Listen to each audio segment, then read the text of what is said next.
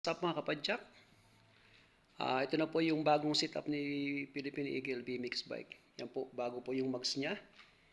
And then, bago na rin po yung color niya. At saka ito po, may mga ilaw na po siya ngayon. May mga ilaw na po siya. Ayan, sa likod. Yan po, nag-iiba-iba yung kulay ng ilaw niya. Yan, ang iba na po siya ngayon. Saka, nilakihan po natin yung likod niya, yung pong yung buntot niya kasi medyo maliit po eh. Saka lagyan na rin po natin ang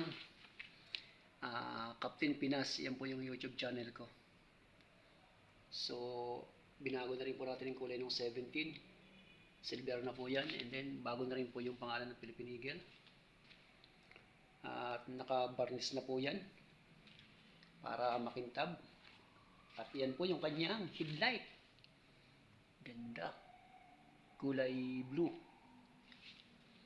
Tapos, meron na rin po siyang side mirror. At bukod doon, meron po siyang ilaw na napakalakas. Meron po siyang rock bruise. Yan po yung ilaw. Sobrang lakas po niyan. Ayan po. Napakalakas po ng ilaw niya. Ayan po yung ilaw niya. Parang motorsiklo na po yung ilaw talaga niya. So, yan po ang ating BMX na bike ngayon, yung Philippine Eagle. Yan. Yan po yung mags niya. Tingnan nyo. Ang lupit naman talaga ng mags nito. Yan po yung plato niya. 60 feet yung plato niya. Para medyo mabilis. Yan po yung likod. At yan po yung ating pipe o tambutso. Akrapovic. Bago na rin po. So, kunin natin yung talagang ano niya, design. So, ayan mga kapadyak. Sa Saturday po, subukan natin na mag-ride dun sa Arca. Tingnan natin kung makakapunta tayo. So, ayan po.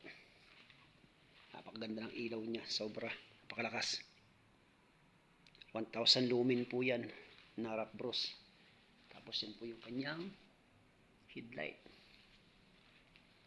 May music po yan. Hindi po natin kinabit kasi nalubat. Yan po yung ating Philippine Eagle BMX bike.